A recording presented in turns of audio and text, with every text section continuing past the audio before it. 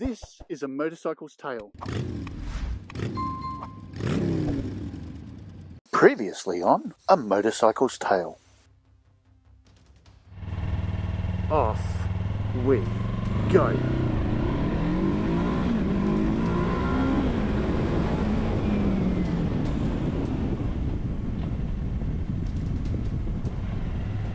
Here we go.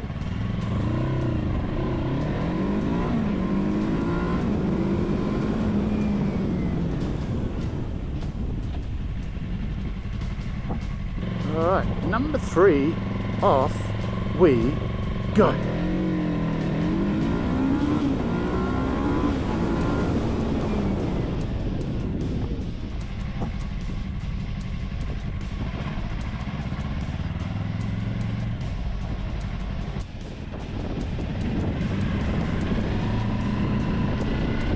And off we go, up the Twisty Hill of Doom once again.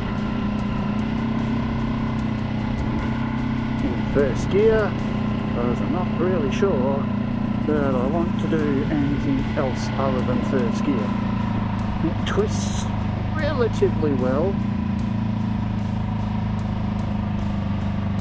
Have to ride the clutch a little bit, have to ride the brake a little bit, have to keep the revs on a little bit, but other than that, flawless victory. Round we go. Don't look at the curb. Lovely. And back down again we go. Nice and slow. No revs. Just let it twist through the hill.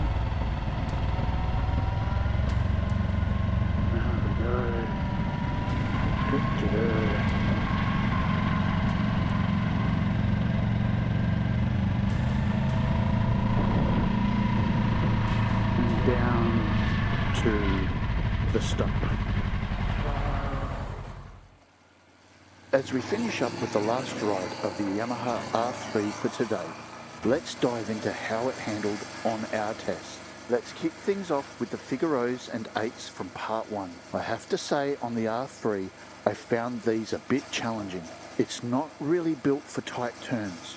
The figure 0s weren't the widest I've ever done, but they weren't the tightest either. They were somewhere in between. Reasonable, not small, but not too big, but not as tight as they should be. The R3 is a bit top heavy, which makes tight turns a little bit more difficult. I managed 2 clean O's, but you can tell this bike isn't built for that type of manoeuvring. Now, on to the figure 8s, also in part 1. Things definitely improved here. I stuck mostly around the 3-line mark, which was an acceptable result. Overall, a solid performance from the R3. Next up, we tested emergency stops, and the R3 handled these really well. Great braking power, no complaints here.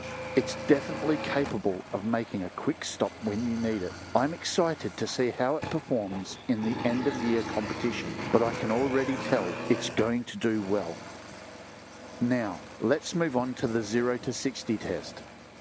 I didn't push the bike too hard during this test. It only had about 80 kilometers on it when I borrowed it, so it was really new and hadn't even had its first service. I wasn't going to risk damaging someone else's bike by pushing it too hard while it's still in the break-in period. That being said, I did what I could with the conditions of the bike. I didn't want to go all out. I try to be respectful of the bikes I get to test out, especially since people are kind enough to lend me their personal bikes. On the Twisty Hill, the R3 impressed me. It handled well both uphill and downhill, and I was pretty happy with its performance overall. Let's talk comfort. This bike isn't quite a full sports bike, but it isn't exactly a naked bike either. It's set somewhere in between. Personally, I call sports bikes beds and naked bikes kitchen chairs. So I'd say this is more of a bear or a ched. Comfortable, but not the absolute best if you're planning on long rides. I'd be fine riding it for 3 hours, but 5 hours, we might be pushing it. When it comes to reliability, The R3 has a solid reputation. Most owners report positive experiences with it, whether it's for daily commuting or occasional longer trips. It has low running costs, good fuel economy, and Yamaha's reliable engine design. With a wet weight of 170 kilos and a 14-litre fuel tank, it's a pretty respectable bike for its size. So this year, I'm trying something new, a rating system from 0 to 5 revs. 0 being so bad, I'd burn it to the ground, and 5 being so amazing, I must buy one right now. I'd love to hear your thoughts on this rating idea, and perhaps even some suggestions for names, though I kind of like the rev rating. Here's how the R3 stacks up. Figaros and 8s, 2 revs.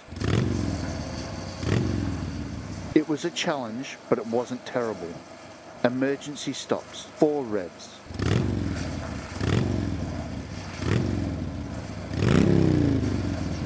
The braking power was solid. 0 to 60 test, 2 revs. Keep in mind the bike was new and I didn't push it too hard, so it would have done better, but as such, I had to give it a slightly lower rev score. Twisty Hill, 3 revs.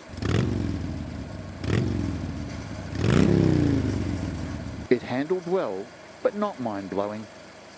So, how likely would I be to buy this bike? Honestly, it's not bad at all. If you're into this type of bike, I definitely say it's worth considering. It's not the bike for me, but it's still a lot of fun. I'd give it 2 revs overall.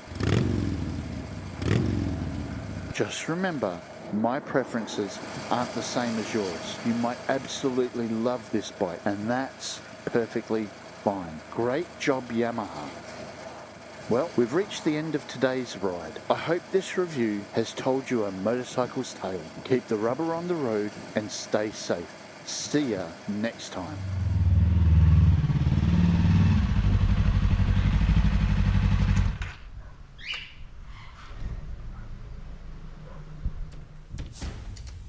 What's that motorcycle?